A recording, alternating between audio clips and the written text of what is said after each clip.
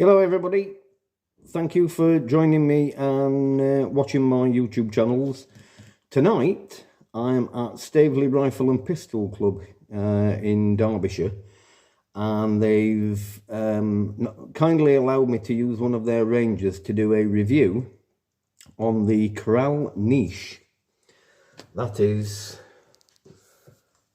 this one. Now again, it's a Turkish rifle. Quite well made from what I can see, but I've not had a chance to shoot this one yet. So tonight I'm going to stick some lead down it, zero the scope up that you get with the kit. As I've already explained on my Facebook groups, this comes as part of the kit. So you get the rifle, the scope, the mounts, and a bag, and a stirrup pump for under £500. So what I want to do, oh, and a silencer. You get a silencer to put on the end as well. Funnily enough, the silencer's from Reximex. But there's a couple of points that I'd like to just make on this. You see that little red button down there? That's the safety catch. And already it's not very easy to move. Just feels a little bit tight. It may loosen up with use, but you have to literally get hold of it and move it forwards and backwards.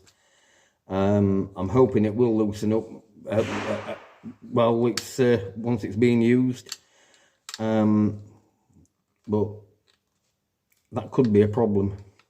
But we'll see how it goes. As with most of the others, let's flip it upside down. You've got the gauge on the bottom. You do have a power adjuster on this one as well. This one's got a nice bolt on it. Unlike most of the Krals that are side lever operation, this one's got a nice bolt on it.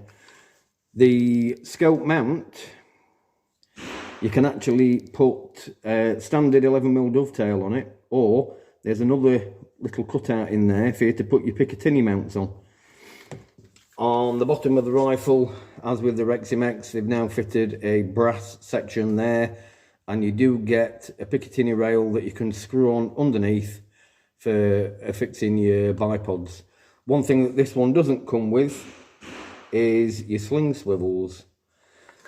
So already we're up to 200 bar, and I'm quite looking forward to getting this one spitting some lead.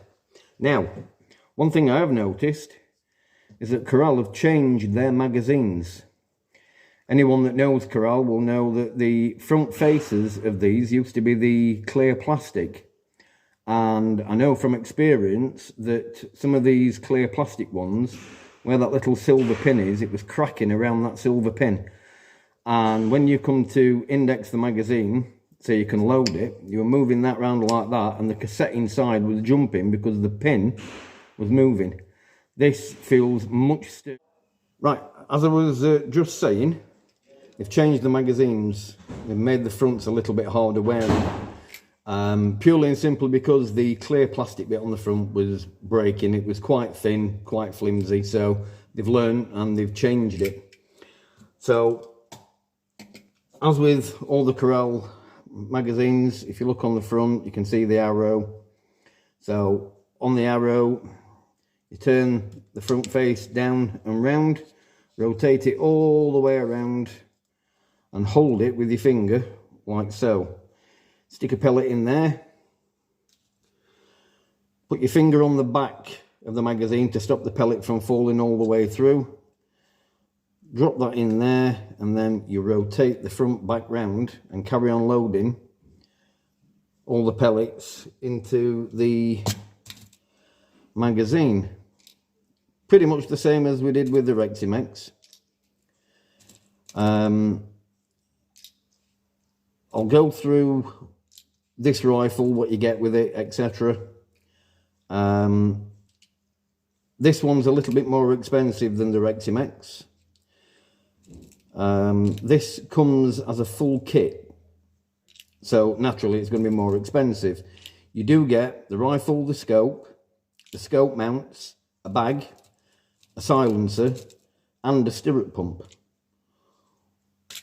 So you are literally ready to go. You buy it as a kit, you put the scope on it, you zero the scope up, you're self-contained, you've got your stirrup pump to fill your rifle up. I did find that on the one that I've got on test, you can't actually fit the fill adapter into the end of the stirrup pump. Phil at Brampton, who's kindly loaned me the rifle, I said that anyone that wants to buy one, they will put a replacement fill probe in so that you can actually fill your rifle using that stirrup pump.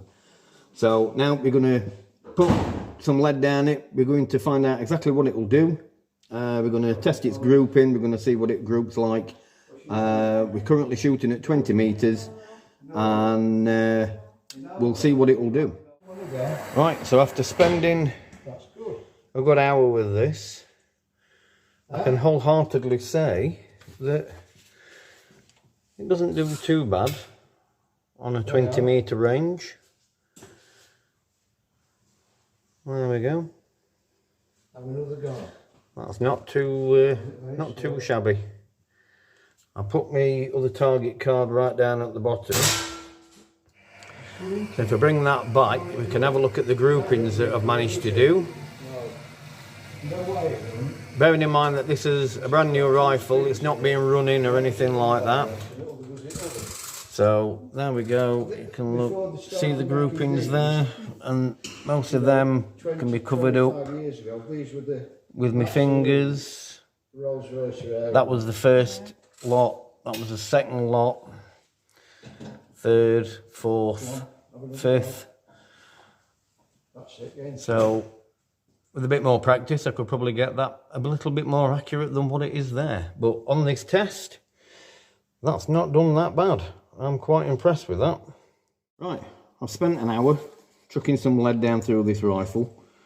I've got some good grouping.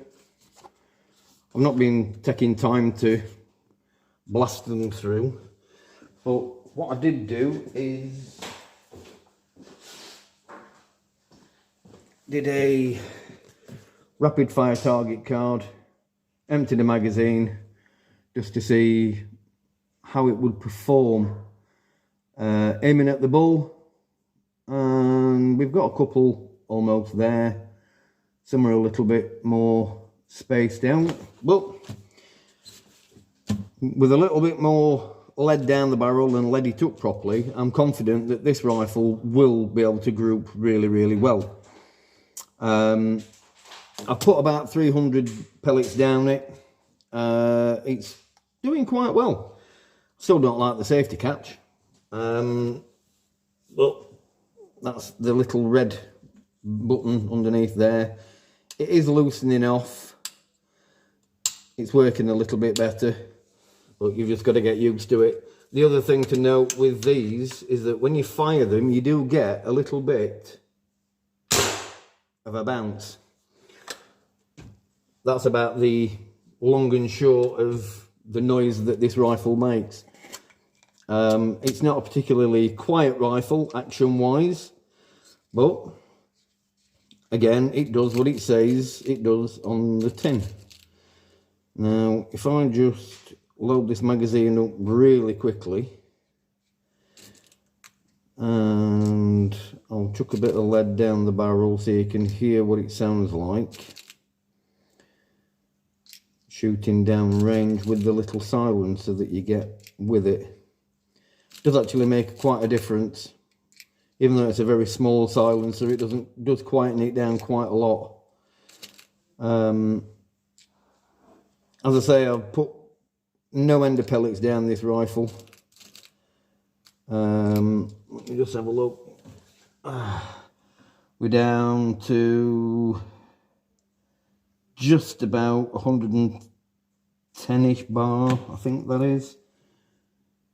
Yeah, we're about 110 bar. So based on this one, we'll probably be able to get this magazine out of it, and then that will be it. So that gives us a shot count per fill in 177 from the sweet spot of 180. That gives us about 90 full power shots, which is not too shabby. The magazine slides in quite easily. I know a lot of people have seen these before, they know how they work. So basically we slide the bolt forward and we take aim and we fire. So as you can hear, it's got a bit of a vibration to it. But it's smooth enough.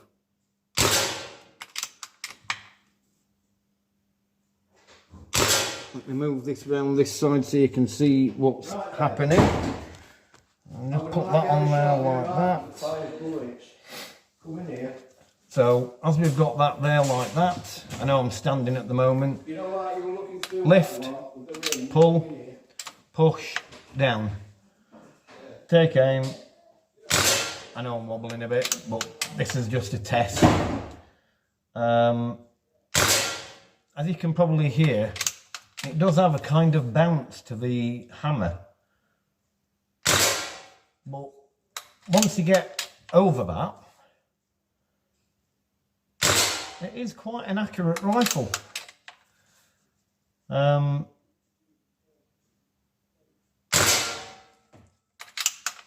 Very easy to operate. Safety catch pull back. No movement on the trigger. Safety catch push forward. And away we go. And it will keep going and keep going and keep going until the magazine's empty.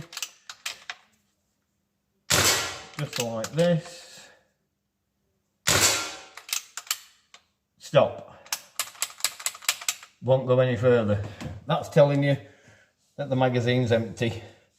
So with the bolt pulled back, push the magazine from the left side to the right side and out it comes. And there we go. These can be decocked. Pull the bolt back, hold the bolt, pull the trigger, slide the bolt forward. That decocks it. So, unlike most of the Kral rifles with the side lever action, this has got the bolt action. I prefer the bolt action.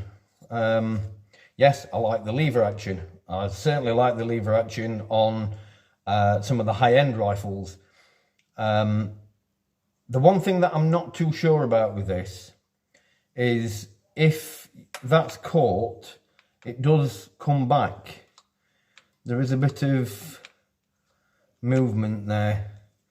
So if you were to catch it and then try and pull the trigger, you probably blow the bolt back if you've not pushed it all the way forward. So if you've got it cocked and ready to go, if you just happen to knock that, that's going to open up. And obviously the air is going to pour out the breech when you pull the trigger and not fire the pellet out.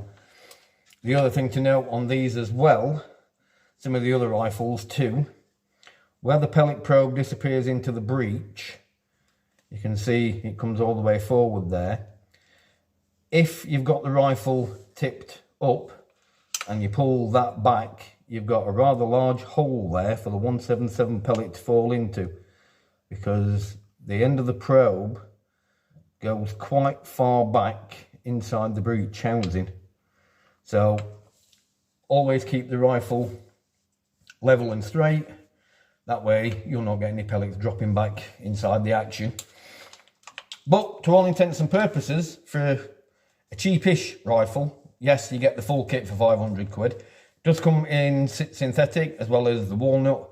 The synthetic ones, I think the RRP on them is $479.99. The walnut one, which is the one that I've got here, these are $499.99. To finish, it is quite a weighty rifle. It's quite substantial. If I can get over the noise that it makes when it fires, then it could probably be a contender. For my mind, If you're just starting out, you want a lighter rifle, then I would go Reximex, the Reximex Lyra. There's a lot of other Krals out there, but this one is the new one. This is the Kral Nish. I know that's backwards, but Puncher Niche. But not a bad rifle. Marks out of 10, I'd give it about an 8, primarily because of its weight. It's quite a weighty rifle. You won't want to be carrying this around too long. It might get a little bit tiring on the old arms. But there we go. Let's see what we can do next.